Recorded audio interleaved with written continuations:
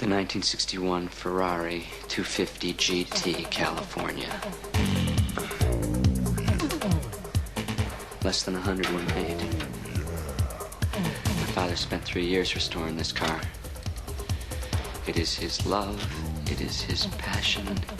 It is his fault he didn't lock the garage. Okay, so maybe I wasn't quite as cool as Ferris and Cameron joyriding in Cameron's dad's Ferrari.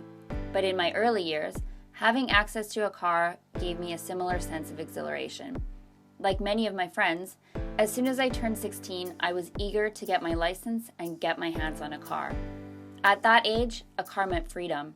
It meant I would be able to go places unabated and to have a space to call my own, away from parents, school, and bothersome siblings.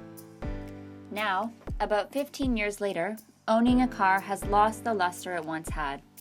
In my youth, the car payments, insurance payments, maintenance and fuel costs all seemed worth it.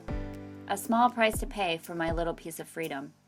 As I moved into adulthood, the small price to pay morphed into an unavoidable monthly annoyance. But was it really unavoidable?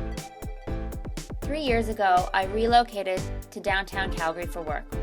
Over the course of those 3 years, I found myself driving less and less.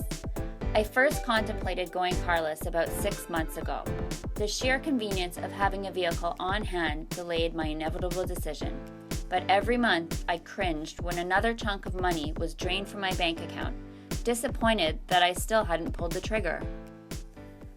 Finally, last month, I sold my car and freed myself of that unavoidable monthly annoyance. Not only did my decision to give up my car aid my bank account, it also reflected a number of my values: environmental consciousness, fitness, community mindfulness, and my willingness to challenge myself personally. Now car-free, my life really doesn't look much different. Living in downtown Calgary, I have many transportation options. During the summer, my main form of transportation is bicycle. I bike commute to work, visit friends, and get groceries using my bike. When I am not able to use my bike, in winter for example, car sharing services, taxi, transit, and good old-fashioned walking are all available to me.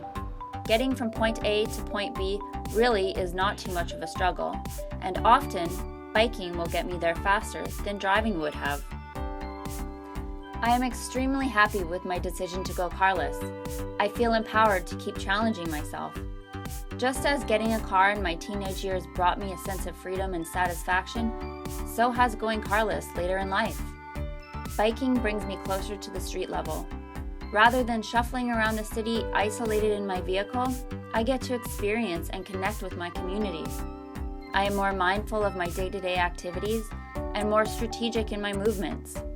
And, although there is much more I can do, I take pride in my attempt to reduce my carbon footprint. Taking the easy way out and hopping in my car is no longer an option, which is great because I don't want my life to be about taking the easy way out. My life has been affected very positively by my decision to go carless, and I would challenge others to also go carless.